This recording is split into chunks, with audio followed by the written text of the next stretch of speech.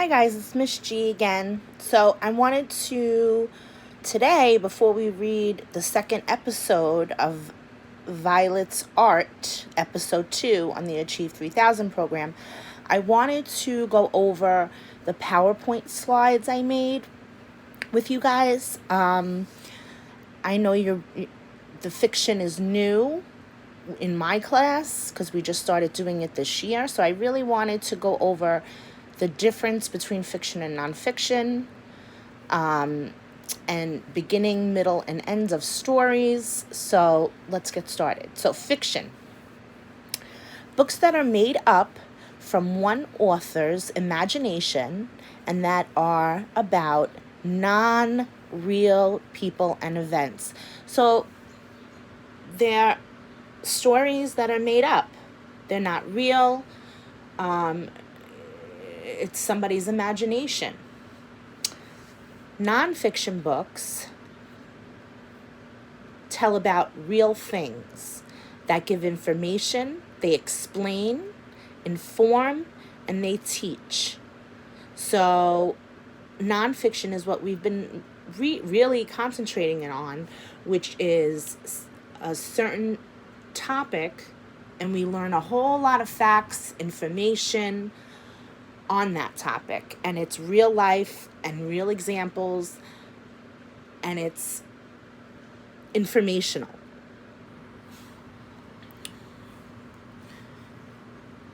Okay, so the purpose of fiction is to entertain. You're reading to enjoy. You're reading to enjoy the book. Some people like fantasy fiction books. Some people like adventure fiction books. Some people like suspense fiction.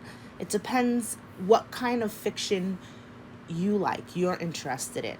I like to read suspense novels, but everybody is different. So you read to enjoy in fiction. The purpose is to entertain the reader, and you read it in order. You read the beginning, the middle, and the end. And the story elements, you always have characters in fiction. You have the setting and the time. You have a problem. You have events. And then you have a solution. So those are the story elements in fiction. Here's another one. Fiction. Fictional texts are made up by an author and they're not true. So see how there's a castle and a unicorn.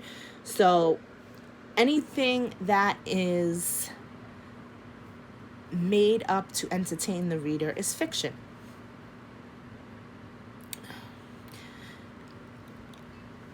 Fiction has a lot of illustrations. They often have a lot of characters. It's pretend.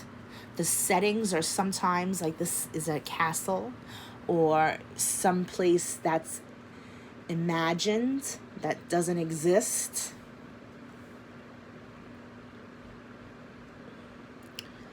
So in Violet's Art episode 1, I made you do the beginning to this graphic organizer. Now we're going to start working in the middle.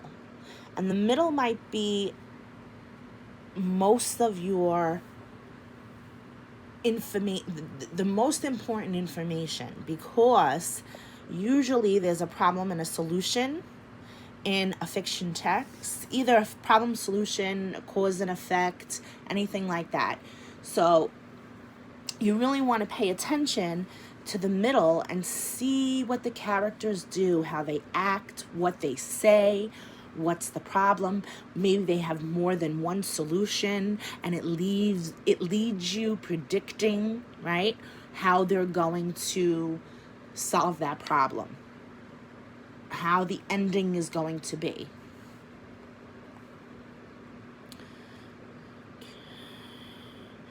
So just again, the middle of a fiction story is important because we always find out the problem of the story. Often it lets the reader know events that may lead to solving that problem. Here are some key words I thought it was cool. And the sequencing. So you always have almost like a timeline, right? A beginning, a middle, and an end. That's almost a timeline. The key words are your transition words. So in the beginning of the story, those are key words, right?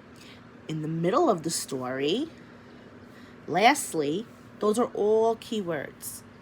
And it will help you while you're reading because it'll make your reading flow better. Even when you're writing, transition words, the key words, help you write so the reader understands what you're trying to say.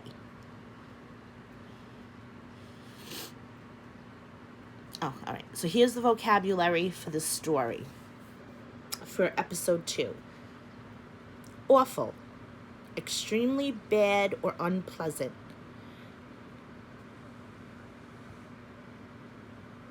There was an awful smell by the garbage can, right? Awful. Bracelet, a piece of jewelry worn on the wrist. My mother has a beautiful bracelet. Whisker, any one of the long, stiff hairs that grow near the mouth of some animals, usually plural. So cats have whiskers, right? They have those big whiskers that come out right under their nose, between their mouth and their nose, those big whiskers. That's what they're talking about. All right, now let's go to the story. So this is episode 2. Let me go back one. Oh no, that's it. Okay, episode 2, and this episode is called Painting.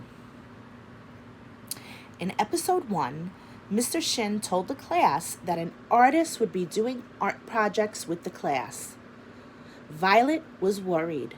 She did not think she was good at art.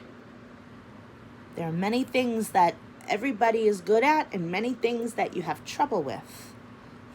So Violet has trouble with art. She thinks she's not good enough and her art's not good. On Monday, Violet met the artist. The artist had bright purple hair and a long green shirt. Braces clicked and clacked on her wrist. I'd like everyone to meet Mrs. Washington, Mr. Shin said. Mrs. Washington smiled. I am here to do art with you, she said. Then I will pick some to display at the library. Let's get started. Let's do some fun projects with all kinds of art. She sounds very nice, that Mrs. Washington. The first product was painting. Sarah began painting a boat.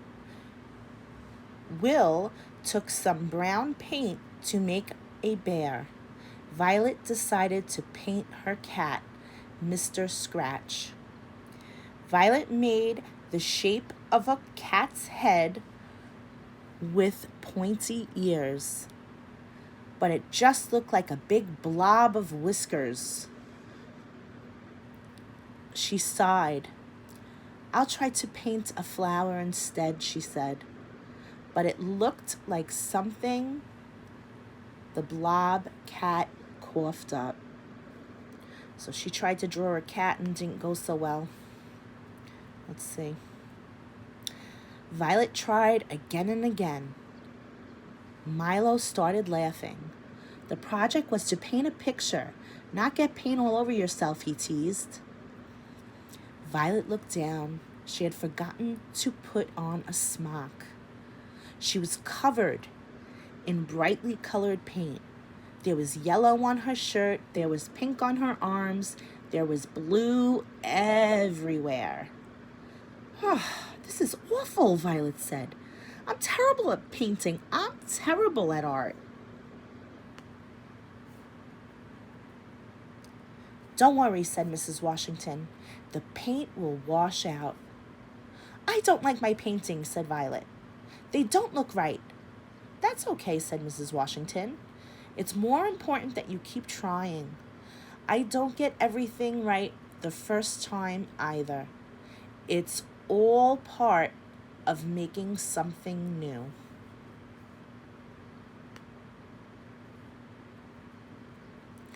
Really? Asked Violet.